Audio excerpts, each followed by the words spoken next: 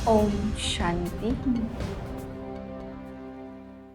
सर्व लगाओं से मुक्त मैं आत्मा न्यारी और बाप की प्यारी हूँ।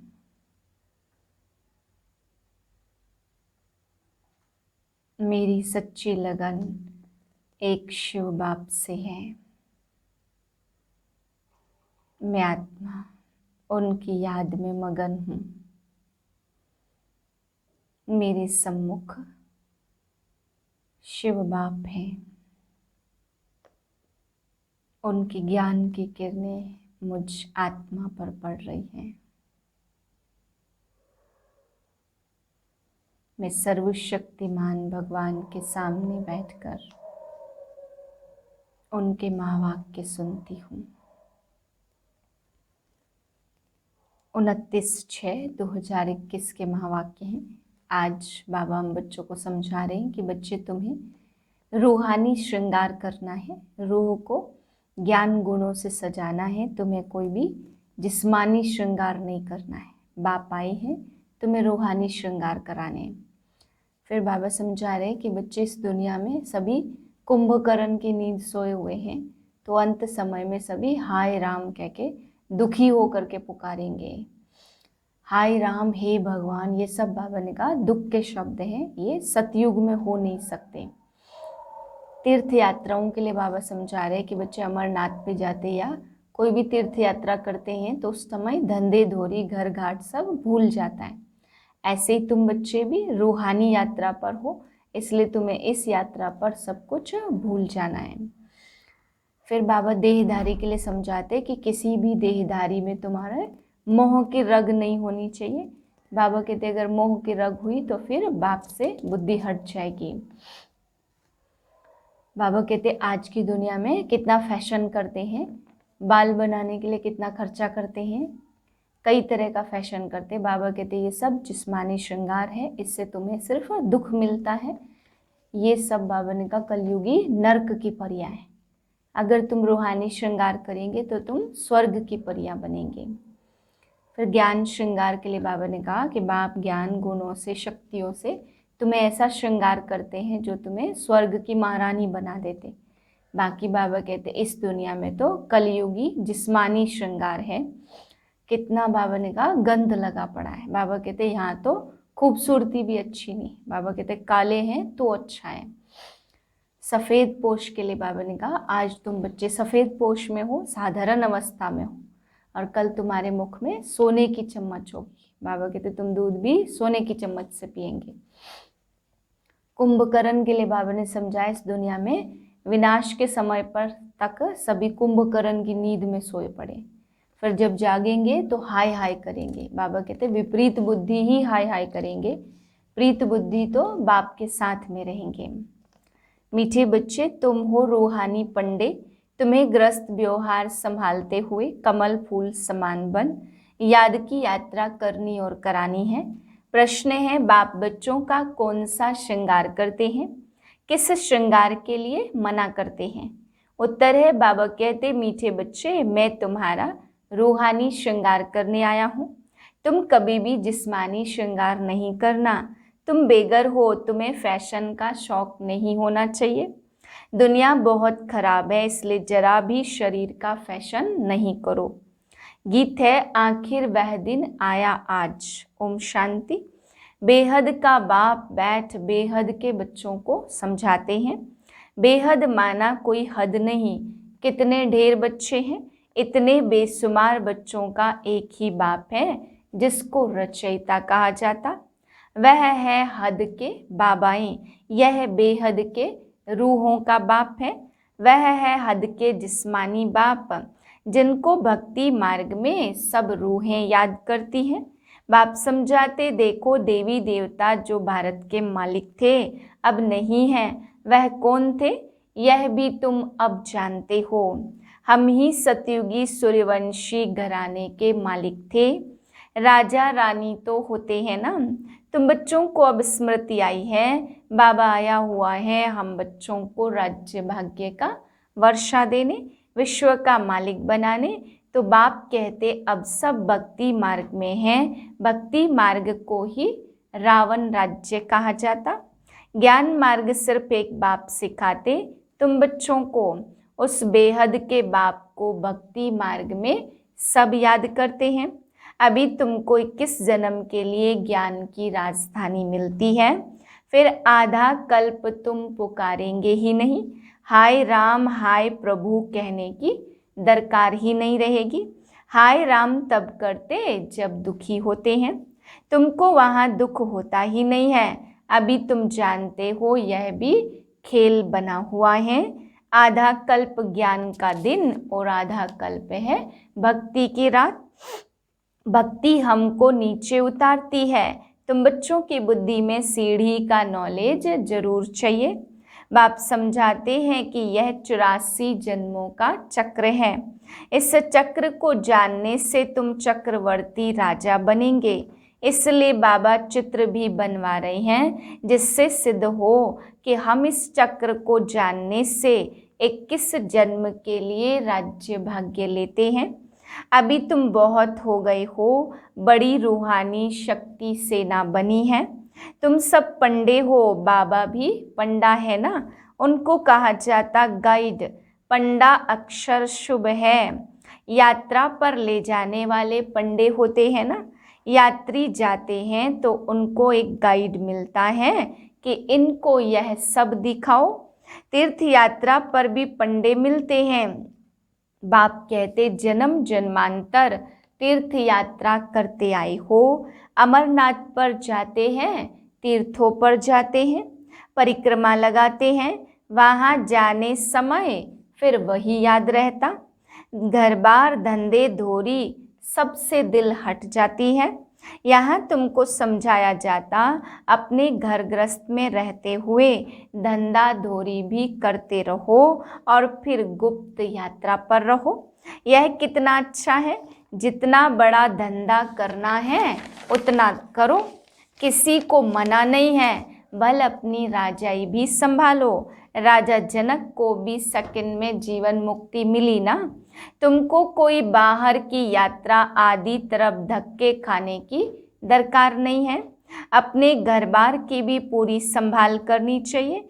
जो सेंसिबल अच्छे बच्चे हैं वह समझते हैं हमको घर गृहस्थ में रहते कमल फूल समान रहना है। गृहस्थ व्यवहार में तंग नहीं होना चाहिए। कुमार कुमारियां तो जैसे सन्यासी हैं, उनमें विकार है नहीं, 5 विकार से दूर हैं। अभी तुम बच्चे जानते हो हमारा श्रृंगार ही और प्रकार का है और उनका और है। उनका है तमो प्रधान श्रृंगार और तुम्हारा है सतो प्रधान श्रृंगार, जिससे तुमको सतो प्रधान सूर्यवंशी राजाई में जाना है। बाप तुम बच्चों को समझाते तमो प्रधान जिस्मानी श्रृंगार जरा भी नहीं करो। इस समय फैशन कशिश करता है। ग्रस्त व्यवहार में रहते फैशनेबल मत बनो। इस समय की तो खूबसूरती भी अच्छी नहीं है। काले हो तो अच्छा है, कोई पंजा नहीं मारेगा। खूबसूरत पिछाड़ी तो फिरते रहते हैं, कृष्ण को भी सांवरा दिखाते हैं। तुमको गोरा बनना है शिव बाबा से, वह गोरे बनते हैं पाउडर आदि से।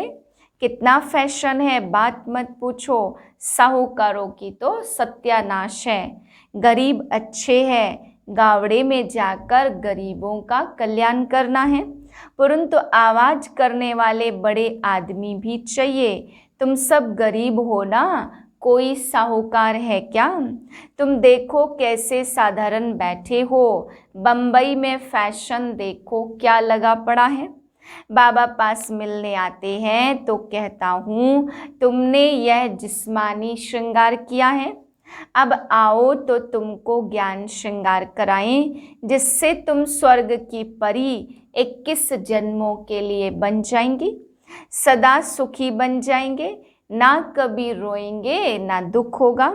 अभी यह जिस्मानी श्रृंगार तुम छोड़ दो, तुमको हम ज्ञान रत्नों से ऐसा फर्स्ट क्लास श्रृंगार कराएंगे जो बात मत पूछो।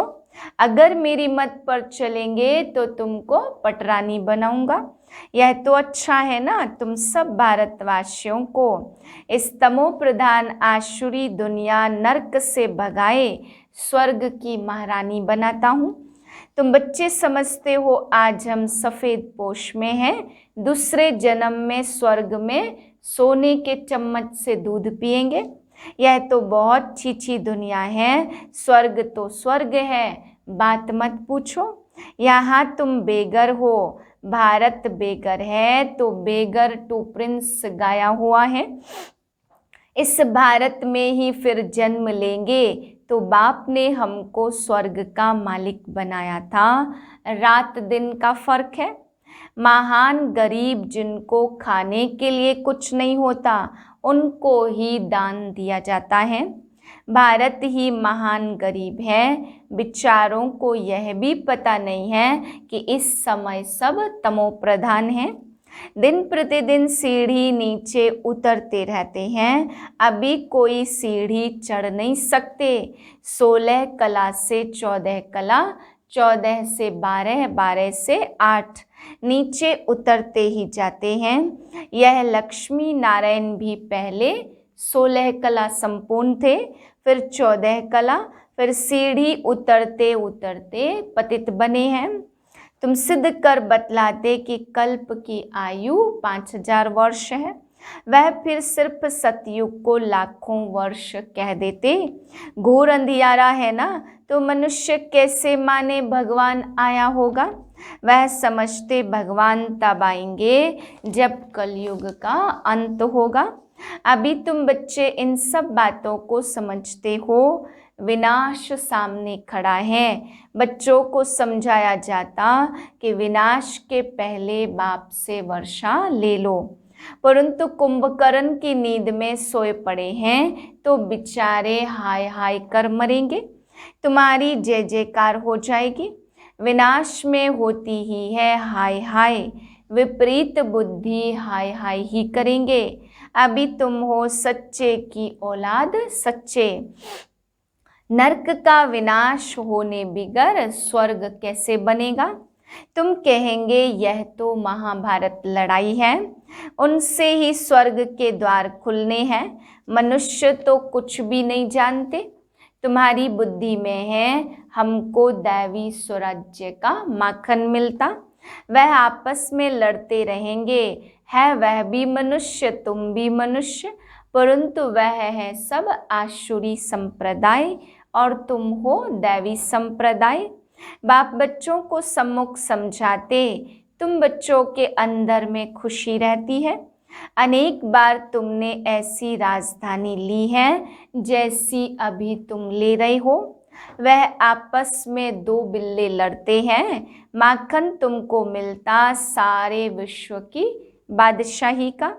तुम यहाँ आते ही हो विश्व का मालिक बनने।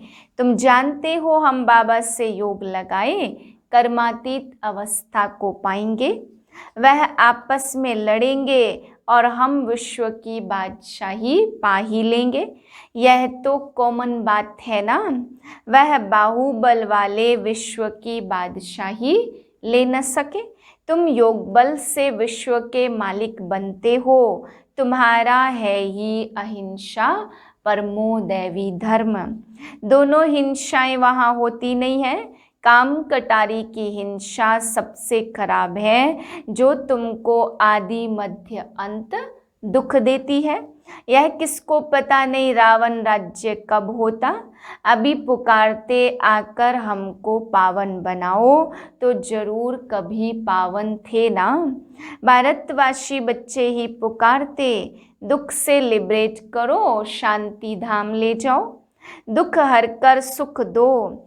कृष्ण को हरि भी कहते, बाबा हमको हरि के द्वार ले चलो। हरि का द्वार है कृष्णपुरी और यह है कंसपुरी। यह कंसपुरी हमको पसंद नहीं है। माया मच्छंदर का खेल दिखाते। यह तो तुम जानते रावण का राज्य द्वापर से शुरू होता। देवताएं जो पावन थे वह पतित होने शुरू हो जाते।